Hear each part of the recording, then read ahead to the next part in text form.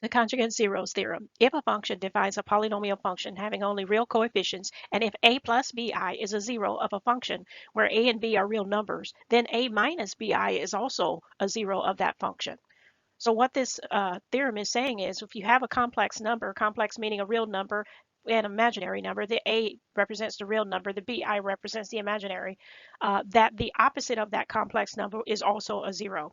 In this example, it says find the polynomial function of least degree having only real coefficients and zeros 3 and 2 plus I. So they gave us two of the zeros. The fact that one of our zeros is a complex number, 2 plus I, it means by the conjugate zero theorem that 2 minus I is also a zero of this polynomial function, which means we're going to be dealing with a third degree polynomial since we have three zeros. Let's go ahead and write it in linear factor form. So if one of our zeros is 3, to put the variables back, that would be x minus 3.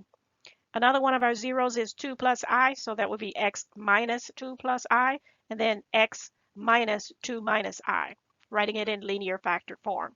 Now you can simplify that even further, and your homework may show it in that way. The fact that this binomial here has a negative in front of it, you would change the signs there. And so another simplified form of looking at it would be to write the complex zeros in this manner. So if the homework asks you to write your answer in standard form, then you'll have to multiply it out. Yes, it's a lot of busy work and takes some time, but it can be done. So for the sake of time, I'm just going to click on it, and you'll have to make sure you watch the video as I point to each one that I'm multiplying. So we're going to start by multiplying the two trinomials. So let's go ahead and begin. That's going to be x squared minus 2x ix negative 2x positive 4 negative 2i negative ix positive 2i and negative I squared. And now we need to cancel any terms here that are opposites of each other. So if you notice, we have ix that we can cancel out, and we can also cancel out the two i's. I'm going to write what we have left.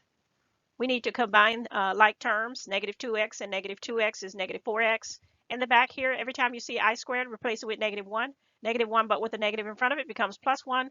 And so multiplying those two trinomials will give us x squared minus 4x plus 5. And now we're not done because we still have to multiply it with that trinomial now with the binomial, the one that's left. So once you do that multiplying process, this is going to be your answer in standard form.